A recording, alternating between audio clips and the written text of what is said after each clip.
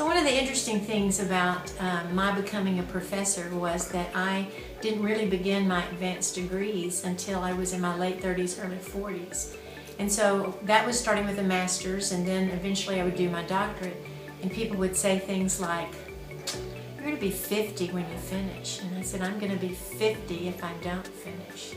And so I've been teaching now for, next year will be my 30th year at Evelyn Christian University. I wasn't always full-time, but I was part-time, and then I was part-time staff, and eventually I became full associate professor.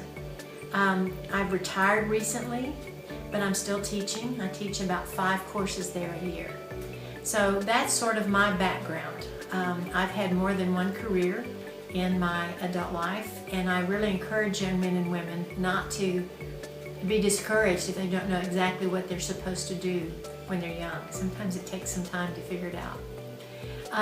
How did I know about ACC? Well, as Brad Carter, the president, has mentioned, he was one of my former students, and so was his wife Rachel.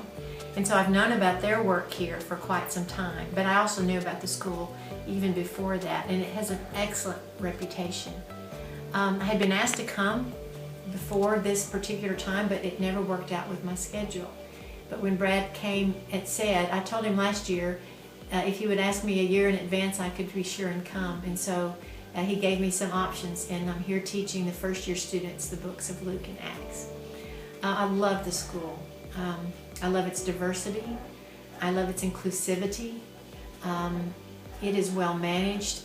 I think perhaps among the most impressive things, besides the students themselves, is that it is self-sustainable. Growing the macadamia nuts and selling the oil and the nuts, and everybody here works to help the school stay functional. But it's also been really neat to hear of the future plans, and I know that those will be unfolding in the next few years, and I do believe with all my heart that God will bless this school as in the future, just as He has in the past. Teaching here, I just love young people, and so getting to be, I think I have 7 nations in my class, only 11 students, but 7 nations, and getting to hear about their love for the Lord, the challenges they face, they're trying to figure out what they want to do in the kingdom, who they want to be. And so just like teaching in the United States, this is always an exciting adventure. What am I going to miss?